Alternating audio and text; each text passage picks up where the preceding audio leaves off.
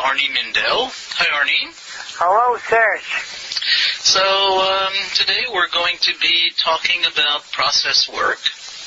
And for those people who are not that familiar with it, who maybe know the name but not so much about the specifics, would you say a little bit about it? Okay.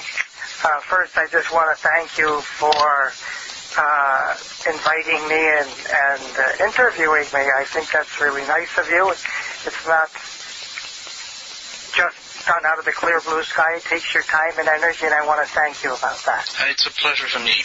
Yeah. Well, let me say something about process work.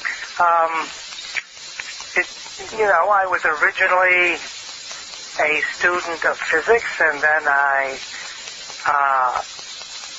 studied Jungian psychology, and process work began when I realized that dreams and dreaming were not just happening at night, but were happening during the daytime. Process work began with me suddenly discovering, quite simply, that you can follow somebody's body. That means you follow the signals that they're sending. The face goes down, or their head goes down, or their arms go up, or whatever. And by following these signals, the unconscious signals, not the ones they identify with, but the signals that people have that they're not usually very aware of, following those signals follows dreams and the dreaming process. So, Arny, I just want to ask you a question right here. You said We're not just dreaming when we're sleeping, we're also dreaming when we're awake. Right. So would you say a little bit more about that? We're dreaming while we are awake. That means that I think it was understandable that people got all excited at first and said, we dream at night, let's interpret that, because it is such a wonderful thing. And you can understand your dreams and interpret them and get a lot out of that for your everyday mind. However, those dreams appear in our bodies during the daytime in terms of our symptoms, and those dreams can appear in body signals that we're not aware of, like I said before, putting your hands up or down. Just to make a really simple example, someone who says, I'm a very happy person, but she puts her head down or her shoulders go down. You can say, you may be very happy, but I see there's also something moving downwards. Let's see what that's all about. And then she says to me, a dream?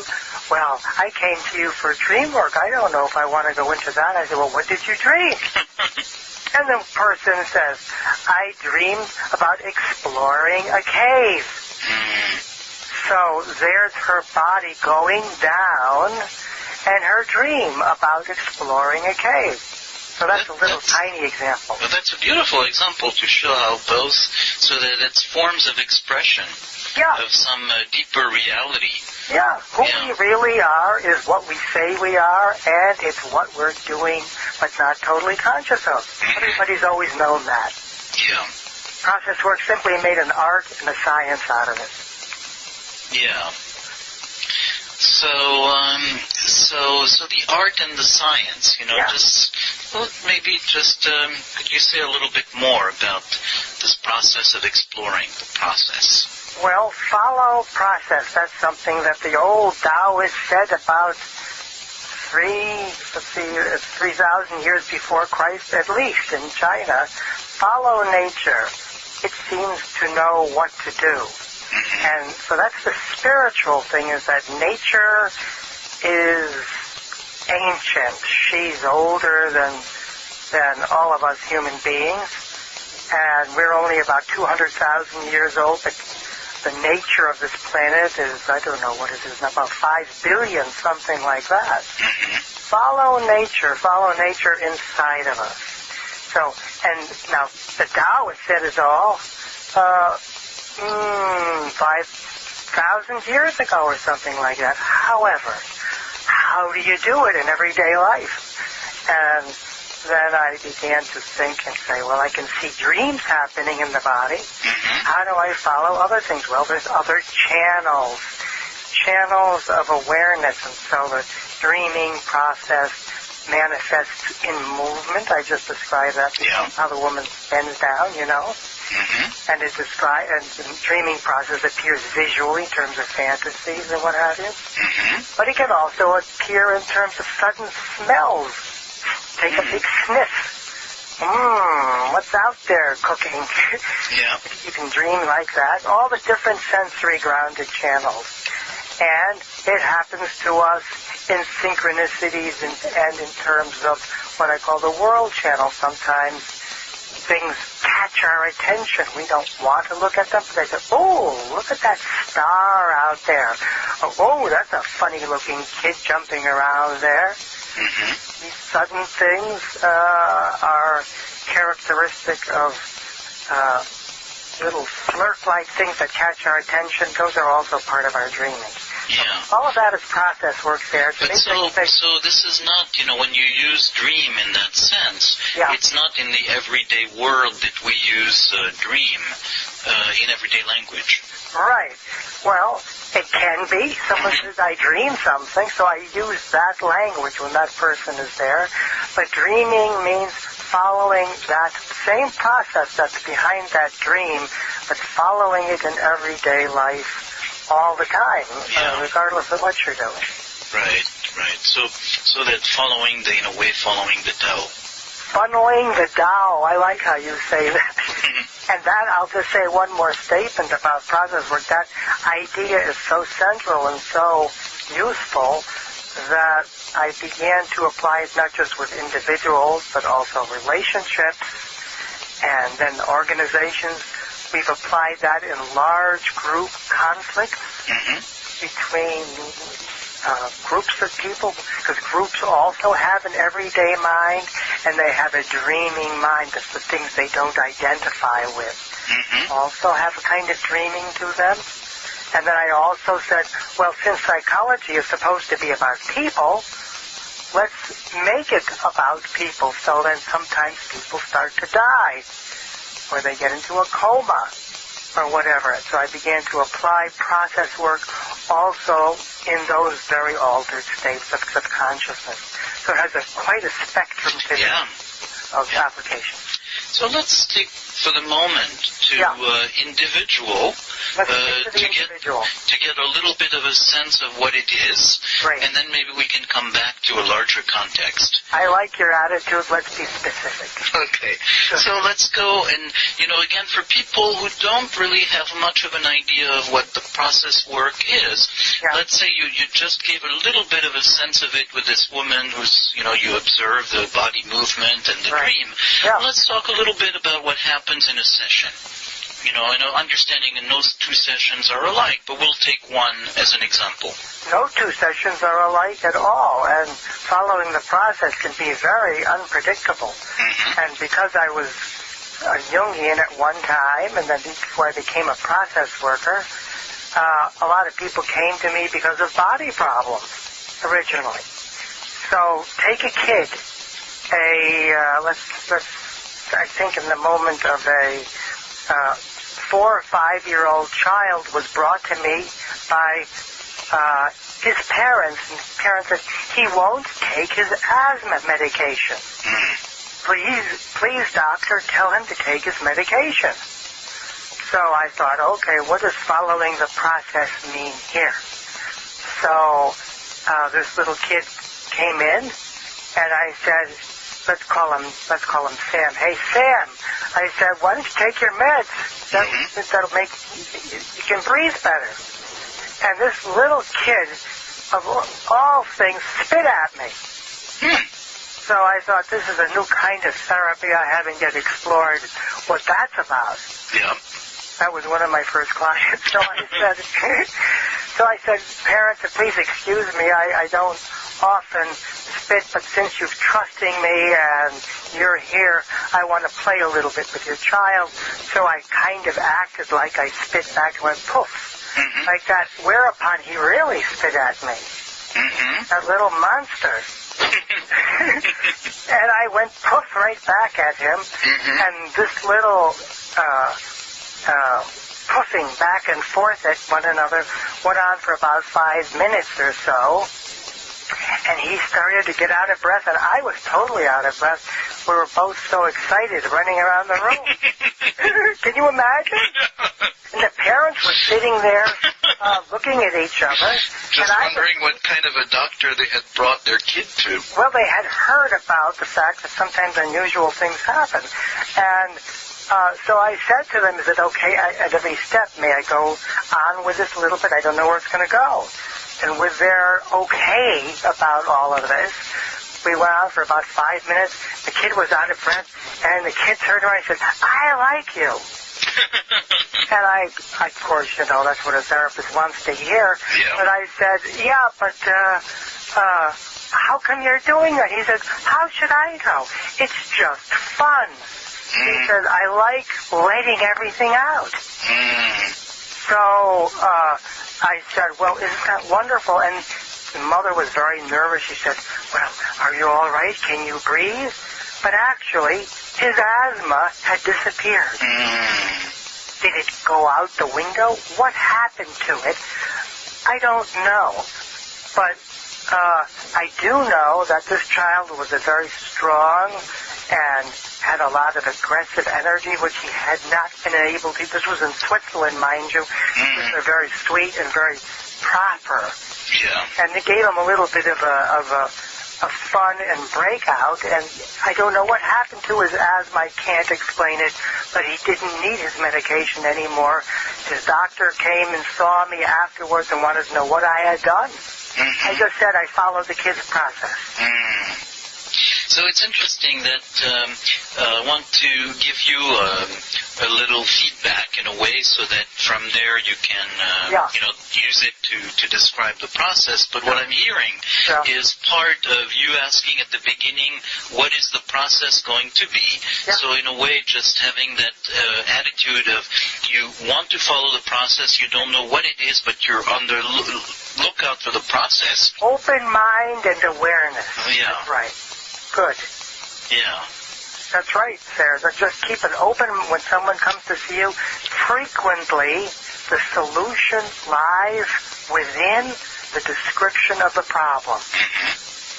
While someone is telling you a problem, look, watch what they're doing at the same time.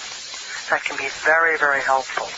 And so the other thing I noticed in your description is the openness not just to an intellectual understanding of what happens, but actually to following your gut feeling of what happens. Well, yes, I was following my gut feeling, but I was also following a little bit of my intellect, which says this child has a lot of spontaneity, and the parents are sitting very quietly, and they look like really nice people, but there's a terrific dichotomy. The child has lots of energy, and they're trying to keep everything nice and tame, which I understand both of them. Yes. And so it became, in a way, a family process, too, at the same time. That individual process became that at another session later on with those parents. I said, maybe you guys want to play a little bit more and tickle each other or something like that. Anyway, so just following what's happening. Right. And then... you were not explaining the diagnosis of the situation as saying, I see this and this and that, but you acted on it. Yeah. I see lots of things, but I never trust my mind until I see what's happened.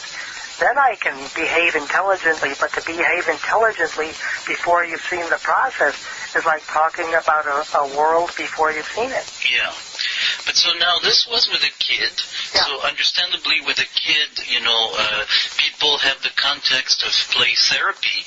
And by extension, you could say you did a form of play therapy. Absolutely. You could definitely say that's within the realm of play therapy. But with, say, a grown-up, would you also have, in a way, follow your intuition and act it out or play, or your intuition and intellect? Or would you explain something? How would you proceed? It depends upon the adult. The adult says, I really need to understand this more. Please explain that to me. And I say, well, let's follow your process. They say, I really want to understand. Then the process is to understand. Then I'll say, okay, let me use my brains as best I can. Let's think about it together, and we can always try something else afterwards if you'd like. Okay, so in other words, the process is large enough to not just include what people would consider process, but include also the brain and the wanting to understand. Yes, process for me, being, you see, a scientist originally, means what's happening. So somebody is intellectual, and that's very important to them. Well, I try to follow that as best I can. But with other people, sometimes you just can't do that. Like, for example, can I give you another example? Sure, of course, that would be great. I want to give you an example, but it's about, like, there was a big conflict. Amy, that's my wife, Amy and I worked on in Ireland before the peace accord. And it has to do with the body and also bringing your dreaming out in a public situation. Okay, can I talk about that? Absolutely, that would be great. Yeah, so the man from the north of Ireland, let's call it the north, is yelling at a man from the south of Ireland in the middle of a group of several hundred, 200-300 people. And we came together, the group came together to talk about the relationship. How do we relate to one another after long-standing conflicts? And to make the story very, very short, the man from the north said to the man from the south, I'm a politician, he said. And you I don't like, he said. And your people attacked my people in a bar, and you killed my family members. The other guy on the other side from the south says something similar. So I thought, now what next? How do I follow the process? So I looked very carefully, Serge, at the man from the north, and I said, I see suddenly as you're speaking a very red neck. I don't know why, but your otherwise looks so bland, but that neck is very, very red. Well, of course, he said, I have lethally high blood pressure. Don't you know? Well, how would you know? He says, you don't know me. Then the man from the south said, you have high blood pressure. I have just recently had a heart attack. My doctor told me, don't go there. You could die. So the man from the north said, you think you could die? And the man from the south said, you mean you could die too? And something weird happens when the dream-like body background comes forward. And it happened in that particular setting that the man from the north slowly walked across the room to the other man, and realizing that they both were in danger of dying, he put his arm around his shoulder. The man from the north put his arm around around the shoulder of the man from the south. And they just stood there quietly. The whole group settled down. It got much quieter. And that was an amazing setting. And the next day there in Dublin where we were, people voted, there was on the peace accord, they voted for peace to stop the fighting. Now, this little several hundred people certainly didn't do it. But it just goes to show that following the process, watching what's happening that you don't understand, going deeper into it, can be useful even in large group conflicts. Yeah, so just that watching and, that letting yourself, so something happened as you noticed the red neck. Yeah. And you didn't dismiss it as you just followed that. Yes. So was it a case of intuition or intuition and intellect? What happened? Well, what happened? I like your attitude. You know, I don't trust my intuition. I trust what I've now seen so many times. Mm-hmm. Serge, I trust when I see something that seems incongruent with the moment. Okay. Like a very, very red face or neck on a light-skinned person, while looking otherwise upset, but certainly not utterly explosive, seeing the incongruities and bringing those out in a safe, possible way. Sometimes we work in very rough situations, so the safest possible way has until now led always to the best conclusion, just follow what's happening. So that, in a way, the follow what's happening is pay attention to what doesn't fit the pattern, what is an incongruity. What doesn't fit. The person is saying one thing, we human beings say one thing, but we're, as everyone knows, we're a totality. Mm-hmm. And our bodies are doing sometimes something a little different. I want to know what that difference is. So is there a relationship between that and, say, the shadow in a Jungian approach? Well, the shadow in the Jungian approach is usually the repressed side of a person, like a man's shadow is a male, a woman's shadow is a woman, but yes, you could squeeze it under there, but I'd like to just say this is, if Jung were alive today and he were listening to our conversation, he would say, ach so, jawohl, he would say, that means yes. Mm-hmm. It's the dream that counts. Yeah.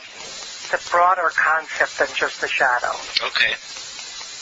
And what you're doing is you're on the lookout for that little thing that's going to be a discrepancy. You got it. That little thing that's going to be a discrepancy, even with people who are in a coma.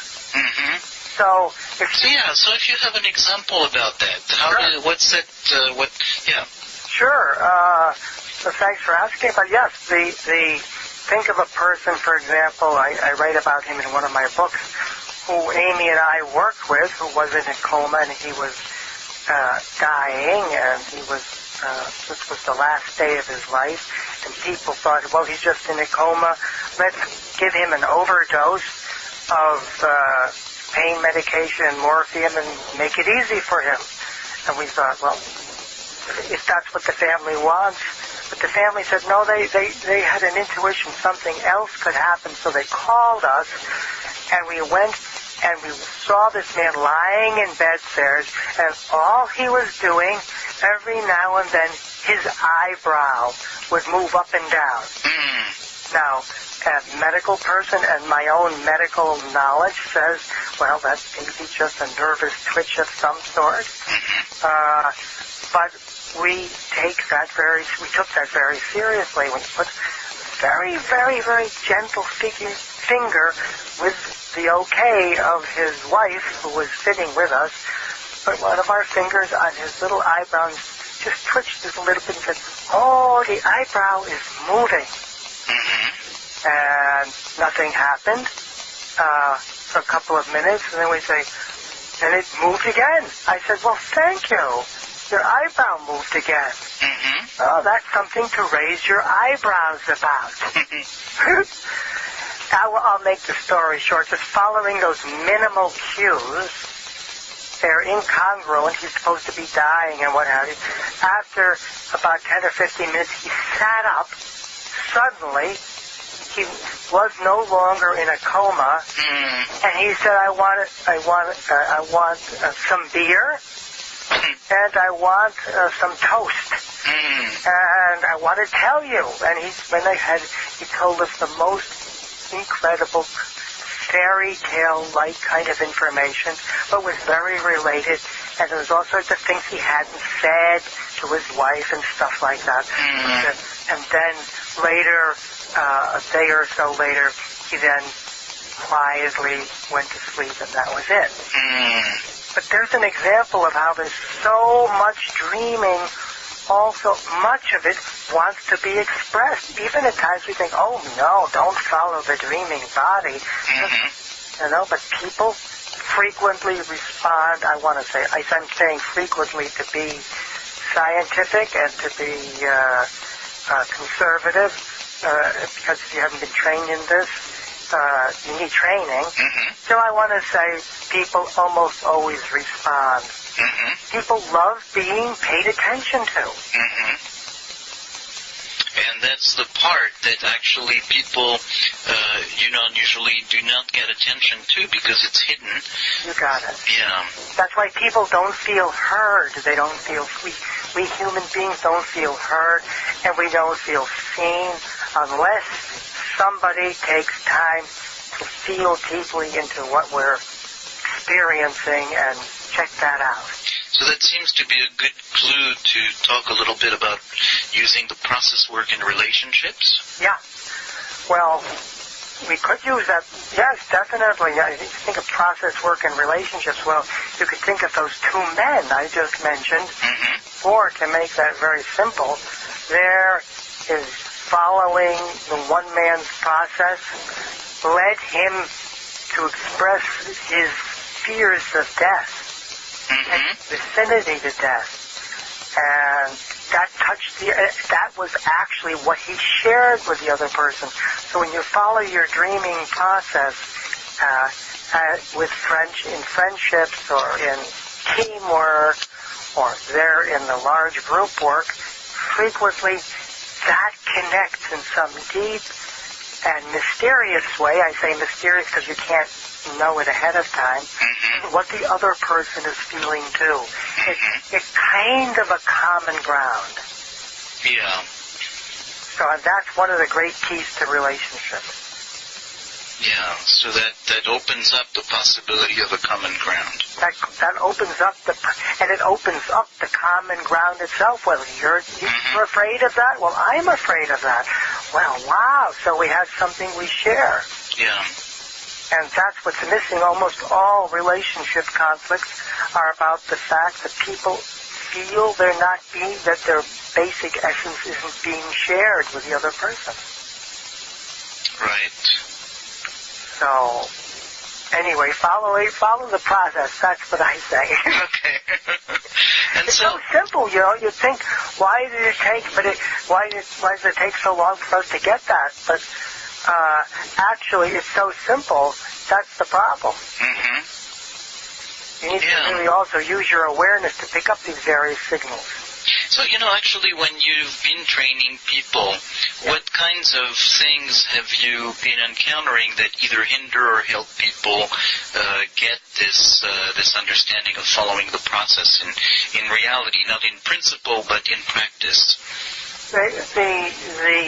Yes, well, we working with our training schools in various parts of the world, and I think everybody gets this in principle. It sounds right, and it feels right when it's applied to you, but actually getting it and using it outside, you can use it, you can build on it, and you can usually use it in the practice as long as you're not bothered by the countertransference or people aren't upset with you, so that your mind is free. You usually can use your awareness.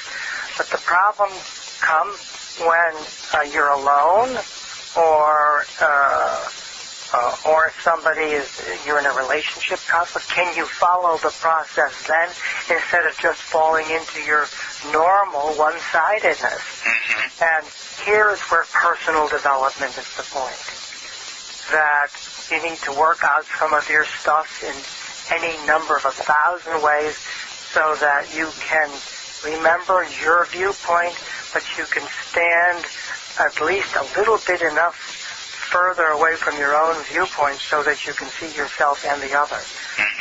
That's personal development, and that's in a way beyond the cognitive training of all of this. Yeah, because the cognitive training, that there's going to be something at some point that prevents you from being in the process or noticing the process because of your own limitations or... That's right. Yeah. That's right. So, and sometimes if you can't get away from your limitations, you must stress those too. Like I remember working in Switzerland years ago when we worked in Zurich, and somebody in an extreme state, so-called psychotic state, was seeing me and started jumping around the room, and now the man scared me. I was a little shy or afraid. And I thought, well, I want to really explore his jumping, but I can't because I'm nervous. He's nervous. So I said to him, you've got to take care of me first. I'm all messed up. Please take care of me. I get scared when people jump up and down in the room for some reason today. And he paid attention to me, and then I could relax enough and work with him, and it went on like that. So your own process can play an important role, especially if you can't get rid of it. You've got to bring it in some gentle way that's useful for the others. So how do you integrate, or do you integrate countertransference in process work? Well, yes, the countertransference, meaning the way that the therapist feels when the client is upset or love or something like that, we consider that also a relationship process. That's what I'm saying. How do we deal with that? Well, that depends very much upon the situation. Some therapists, some process work therapists, may want to protect themselves and simply analyze the situation. Well, this is about your father or mother. That can be helpful. But frequently, like my own therapist, I thought was very process-oriented, my own Jungian therapist, Franz Ricklin. He used to say, I'm having these, he would talk about it, I'm having these feelings. He said, let's go out, instead of sitting at our, in my office, let's go out at a cafe here in Zurich and have a coffee together. I want to get away from this technical thing myself. That was very, very helpful to me. That's how he dealt with the countertransference. Yeah. So in other words, that there is, a dose of actually putting it out in the open. Yeah. As you were describing in the example with this jumping person, that you put it out in the open instead of having to be locked in figuring it out. Yes, if you can't get around yourself, then you too can be part of the task. You have to ask, and it always has to be built in. You have to ask the other person, is it okay if I bring out my own stuff for a minute or two? Right. Oh, you know what I mean. Yes. You have to be very careful, and it depends upon the client, so I can't make a generality about process, but careful trying to get around yourself, and if you can't, then you too can be an important part of the process. That man that was jumping up and down needed to know that he scared people. It was good for him to know he was powerful. He didn't think he was a powerful person. He was so powerful, he scared me. So he felt really good about that. But I had to say, I'm scared. Yeah, so I can see. I mean, I think that's a good sense of for people to get some understanding of what you mean by process work. And so as we're closing this conversation, which is way too short, I wanted to see if you want to say something as a closing statement, or if we just end it here. Well, a closing statement, I never have any intelligent thing to say that I can think of, but I want to say to you again that you're doing this, you're taking the time to do this, is something that everybody should be thanking you for, not just because of the conversation with me, but because of what you do with other people. I want you to know I really appreciate people like you who are doing things for the world. We need more characters like you. So that's one of the things I want to say. I really appreciate it. Yes, and it's very important to me that people like you exist. And I have nothing to say really to close this process. Processes go on and don't close. But I just can only say, follow your nature. Follow nature the best you can. Yeah. So that's nice, actually, also to just have that point that, there can be no closing statement in the sense of process doesn't close. Yeah. And to follow nature, yeah. Yeah, we're always developing, and it even looks like we're developing right up until the last minute. Yeah. Well, thanks, Arny. It's a pleasure talking to you, sir. Same here. Mm-hmm.